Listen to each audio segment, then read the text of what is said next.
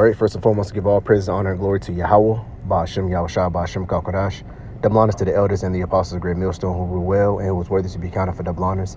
Peace and salutations to you brothers out there pushing this truth wholeheartedly and sincerely and for love of the gospel. It's the brother Gabaria from the Indiana camp coming back at you again, one of the sit down.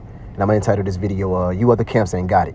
All right, so basically, you other camps, when I say you other camps, I'm talking about a majority of you camps outside of the camp of Great Millstone.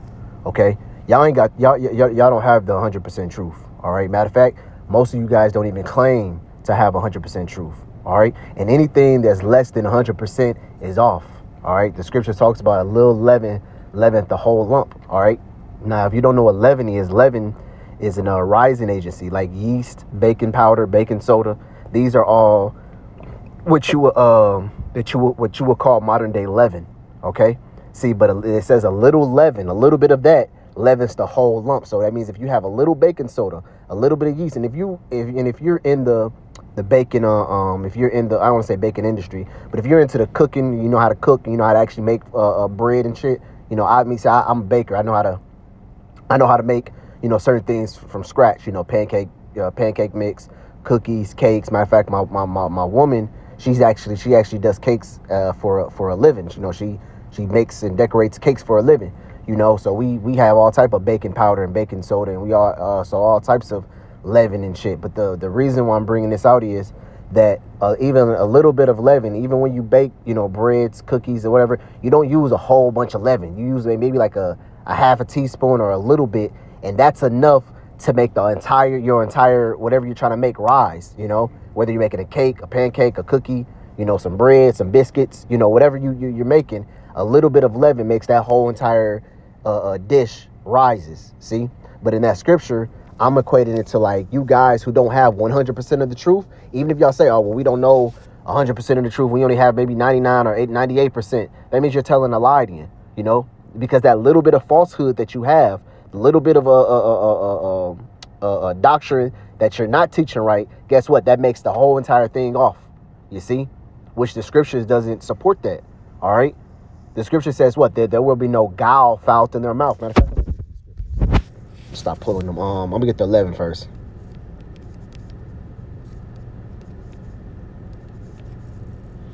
All right, this is Galatians chapter 5 and verse 9. It says, a little leaven leaveneth the whole lump. See, let's look up the word leaven right quick.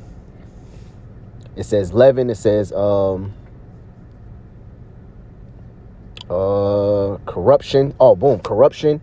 It says a moral corruption, viewed in an intensity to affect others. See? So listen, if you have that little bit of more for moral corruption, you have the tendencies to infect others. You see? So whatever BS, whatever madness you're teaching, you're infecting the flock. You're affecting the sheep, which is poison, really. You can liken that into poison. You can put a little bit of rat poison into a big load of soup, and it'll mess some people up, man. It'll mess you up. It'll kill you. You see? So if you're not teaching 100% of the doctrine, not 100% wholesome words, which the word whole means healthy, the word whole goes back to the word healthy, or the word healthy goes back to the word whole, then you're going off. And a lot of you camps is showing day by day why y'all don't have the truth. You see? Y'all coming out with doctrine where it's saying what John the Baptist wasn't in the truth. What is it? Revelations, what the elect is not gonna be going through the tribulation. The lake of fire is somewhere in Palestine. Fucking his name is Graham Crack, whatever. Some of you guys are just waxing worse and worse. You see, and really, to be honest, it's the Lord showing evidence that you guys really don't have it, and you guys never did have it. Because for you to go calling upon the wholesome name of Yahweh Bashem Yahshua, that's why Peter said what? Let me grab it right quick. Was it 2 Peter 4:4? Or is it 1 Peter?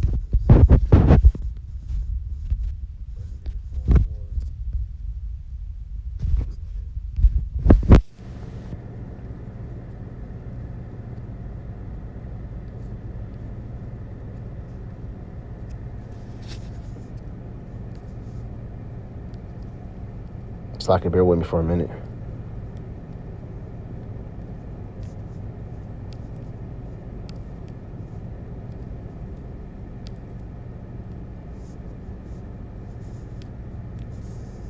I know it's in Peter. Hold on.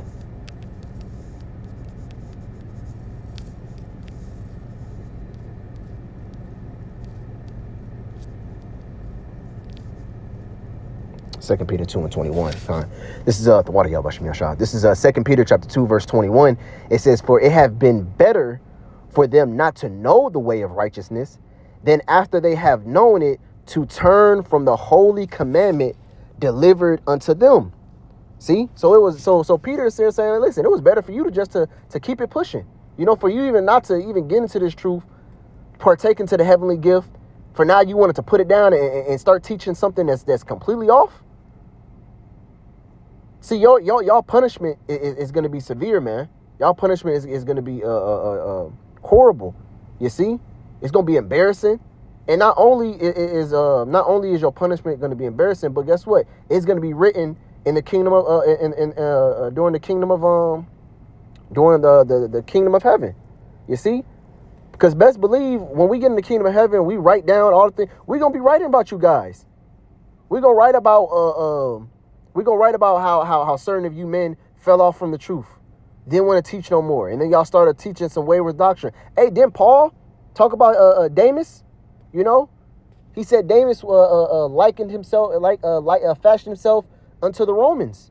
You know what he said? Wait, I think it actually says. Let me grab it. It says he loved the present world. You know. Let this bullshit pass by quick. They called him a fellow servant in certain scriptures, but then it said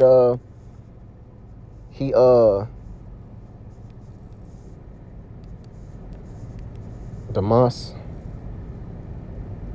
Yep, 2 Timothy chapter 4 verse 10. It says, "For Demas hath forsaken me, loving." It says forsaken me, having loved this present world, and departed into Thessalonicus. It says Croesus to Galatia, Titus upon Dalmata. But see, it says it's likened. It says Demas has forsaken me. Who basically forsaken Paul, because it called him a servant, a beloved, a fellow laborer in Philemon. You know, right here it says Demas, Lucas, my fellow laborers. Yep, Philemon 1 and 24. See, so what? He was a part of the fold, but then he fell off. See, and that's written in the scripture, so we read about it now. You know, so what? When we get in the kingdom of heaven and we write, and we start writing certain things that happened in America and certain, things that we went through, we're gonna talk about you guys that fell off. You see, you guys who put down the plow, you guys who start teaching some off doctrine. All right, because y'all don't have it. All right. Matter of fact, let me grab that scripture where it says there was no guile in their mouth.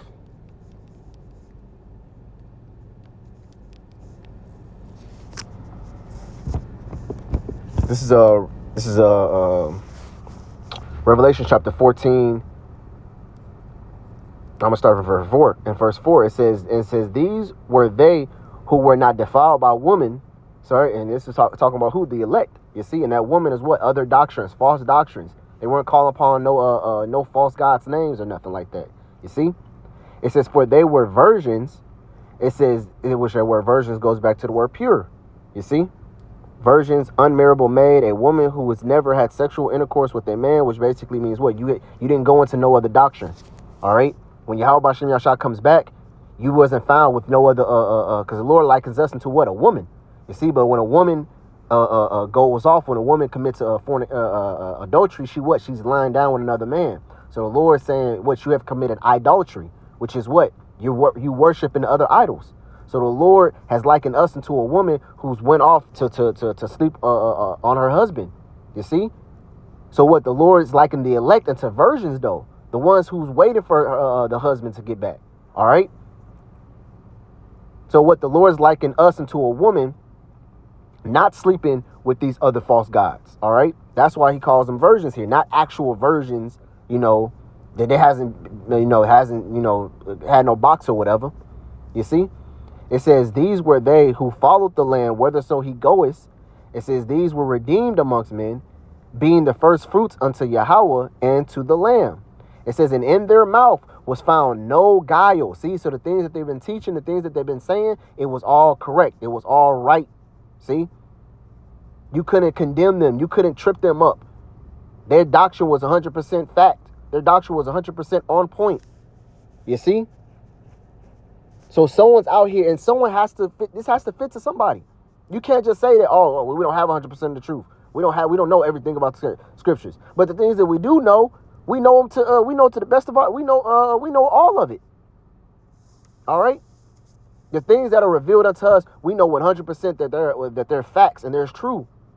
We're not teaching you nothing that's outside of the scriptures.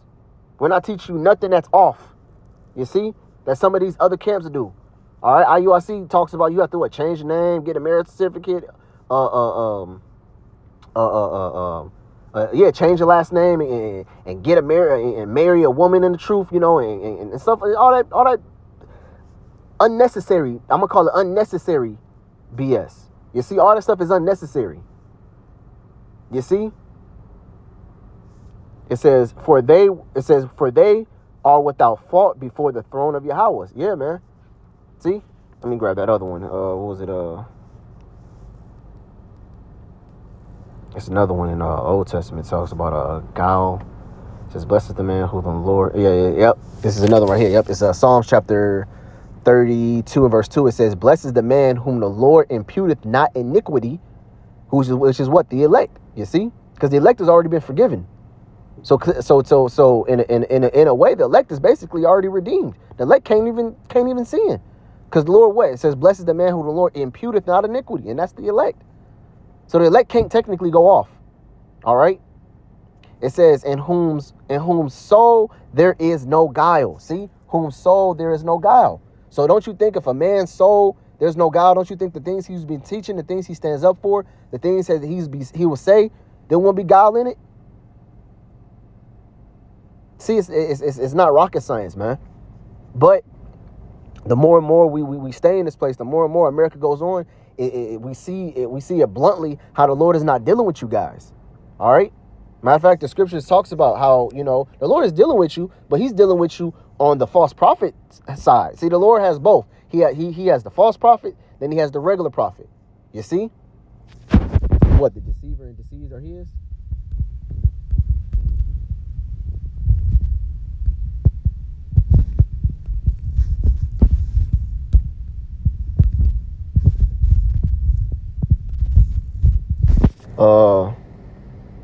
Yep, Job 12 and 16, it says, with him is strength and wisdom. It says, and the deceived and the deceiver are his. See, so the Lord got y'all both in the trick bag. You know, he's using see, so the Lord is using you, but what? He's using you to deceive the ones that's rejected, the ones he don't want. All right. And that's just the way, hey, listen, that's just the way the Lord has it set up. At the end of the day, what? It's his movie. Everything the Lord sanctioned is going to happen. All right. So the Lord has men who he rejected, and then he has men who he approve of. And guess what? It's not gonna be no fine line. It ain't gonna be like, oh, well, I couldn't tell. Everybody seemed like they were right. No, I mean, if you think everybody is right and nobody's wrong, and you with the unity stuff, and you with that's another thing people, these guys teaches, man. Unity camps, brotherhood over breakdowns. You know, that's what these guys portray. But it's just showing more and more as the days go on. It's showing more and more these guys don't have it. Their doctrine always changing up. It's to fit an agenda. It's to fit how they feel. You see? And as it changes up almost every so couple of months. You know, the whole the elect isn't going to be in the tribulation. They're going to be beamed up and redeemed. You know, or the lake of fire is over there in Palestine. See, all this is new stuff. You ain't hear none about this 10, 5, 6, 7 years ago. This is stuff people are just coming up with. You know, matter of fact, let me get it right there. Waxing worse and worse.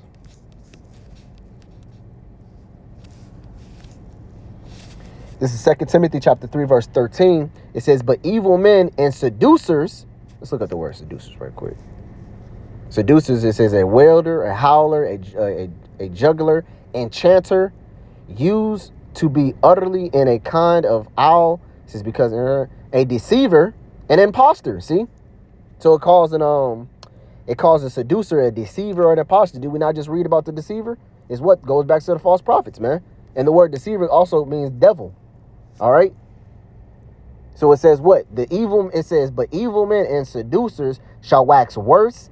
It shall wax worse and worse, deceiving and being deceived. All right.